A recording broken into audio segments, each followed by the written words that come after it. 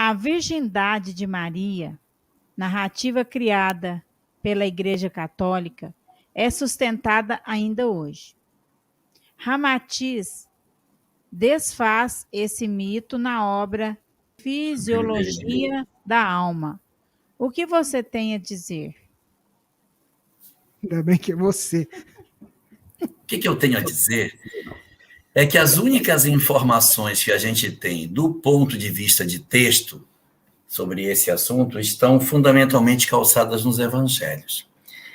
E, além dos evangelhos conhecidos, que são os evangelhos canônicos, Mateus, Marcos, Lucas e João, os próprios evangelhos, que são chamados de apócrifos, também trazem histórias, às vezes, bem diferentes, mas que não negam esse fenômeno, essa característica de que tenha acontecido realmente um fenômeno extraordinário na concepção do Cristo.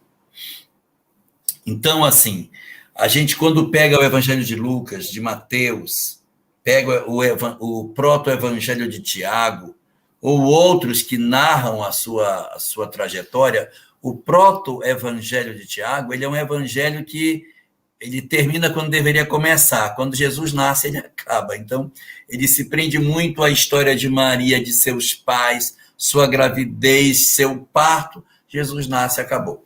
Então, esse evangelho, ele tem uma história totalmente diferente de como é que tudo aconteceu. Mas, ainda aí, ele não leva para nós uma informação de que tenha acontecido uma gravidez dentro daquilo que a gente imagina que seja o natural de ocorrer.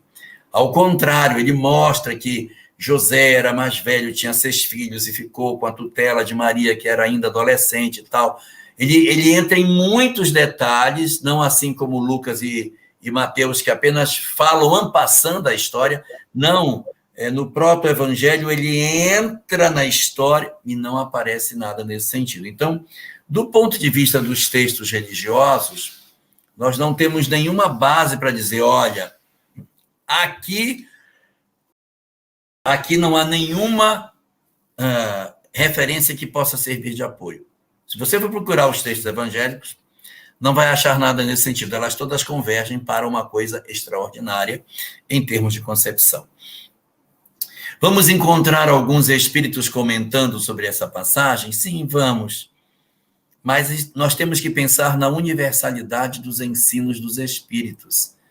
E como outros espíritos não tratam dessa questão, nós ficamos carecendo de uma confirmação mais robusta para que você possa dizer, não, foi realmente isso que aconteceu, ainda mais quando você tem uma quantidade de textos que coloca de maneira distinta.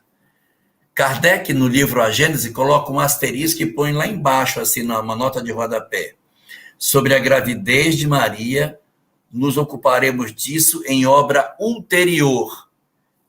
Só que a Gênesis foi a última obra que ele escreveu. Ele publica ela em 1868 e em 1869 ele desencarna. Nas obras póstumas não tem nenhum texto falando sobre isso, quer dizer, ele acabou não se ocupando. Então, nós não temos da parte de Kardec nenhuma observação nesse sentido. Então, vamos lá. Nos evangelhos, nenhuma referência. De Kardec, nenhuma referência. Quando vamos para os espíritos, existem opiniões que aparecem, mas elas não são consolidadas em termos da universalidade dos ensinos. Como é que ficamos nós? Nós ficamos na seguinte circunstância. É possível que tenha acontecido a materialização de um espermatozoide? É possível. Os espíritos podem materializar um espermatozoide? Pode. Se houver a materialização de um espermatozoide, a gente pacifica todas as narrativas do Evangelho. Materializa e ele fecunda, pronto. A grande pergunta é preciso materializar um espermatozoide para o nascimento do Cristo? Precisa desse expediente para que ele nasça? Não poderia ter acontecido uma gravidez normal? Sabemos nós que a espiritualidade tem poder. A grande pergunta é a necessidade de utilizar esse expediente. Alguns poderiam aventar que, por ser ele um ser muito evoluído, não poderia vir de um espermatozoide comum. O que muda? Qual é a mudança que a gente vai ter se o espermatozoide for fluídico, condensado ou material? Não muda nada. E, nesse sentido, existem algumas informações que são muito preciosas. Indo para o judaísmo, nós encontramos essas informações. As profecias de Isaías dizem que o Messias nasceria, segundo se diz, de uma virgem. É porque o texto não fala virgem, ele fala de uma mulher jovem. Porque naquela época, ser uma mulher jovem, ser uma mulher solteira, ser uma donzela, era a mesma coisa que ser uma virgem. Naquele período, as palavras se encaixavam como sinônimos. O que ele queria dizer assim, é uma menina muito nova que vai dar origem a ele. Então, é uma adolescente que vai oferecer isso. E no hebraico, tudo se mistura como uma palavra só. Virgem, adolescente, solteira, donzela, vai tudo no mesmo sentido. Então, quando a gente lê o texto, a gente diz, não, então o que é? É uma menina nova que vai dar a luz a ele. Mas a gente, na tradução, imputou sobre essa tradução a leitura de que seria uma mulher virgem. O que é uma certa leitura que nos remete à ideia de que o sexo seja um pecado. Nós não podemos ter essa leitura de que o sexo seja um pecado, uma vez que ele nos foi concedido como um processo natural de Deus. Então, não é uma relação sexual que retira a pureza de ninguém. Até porque existem pessoas que não tiveram ainda nenhuma relação sexual, mas são profundamente impuras. Então, a relação sexual não corrompe a natureza espiritual de alguém. Portanto, a gente fica nesta gangorra mental. Nós temos, de um lado, argumentos a favor, nós temos outros argumentos contra essa mesma hipótese. E no centro dessa discussão, a ideia de que o que mais importa é a mensagem do Cristo. Entre as discussões que dizem respeito à vida íntima de Maria, a história sobre a sua sexualidade e o que aconteceu com ela no campo mais íntimo da sua história, nós temos que nos debruçar sobre o edifício doutrinário que o Cristo deixou.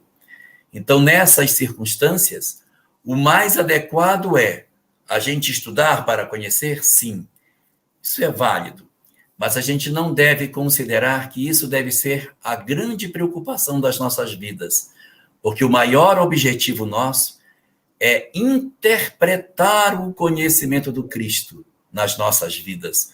Porque se Maria concebeu de maneira natural ou não, não irá mudar as nossas dificuldades no lar, os nossos conflitos domésticos, as nossas angústias profundas, os nossos dramas. O que pode trazer lenitivo para as nossas almas é o ensinamento deixado por Jesus, sua mensagem, seus conceitos, suas ideias. Ali sim eu encontro a efetiva solução para os meus dramas. Enquanto nós não chegamos a um ponto final sobre todas essas narrativas, a gente, na verdade, tem que aguardar por mais um tempo, imaginando que existem inúmeras hipóteses, algumas que eu nem citei por aqui, mas que também são aventadas dentro da discussão sobre essa questão e que fala a respeito também das histórias que poderiam ter acontecido com esses personagens. Então, dentro de todas essas leituras, leiamos, reflitamos, mas guardemos a serenidade das nossas almas em busca do conhecimento do ensinamento do Cristo para a solução definitiva das nossas dores e das nossas angústias.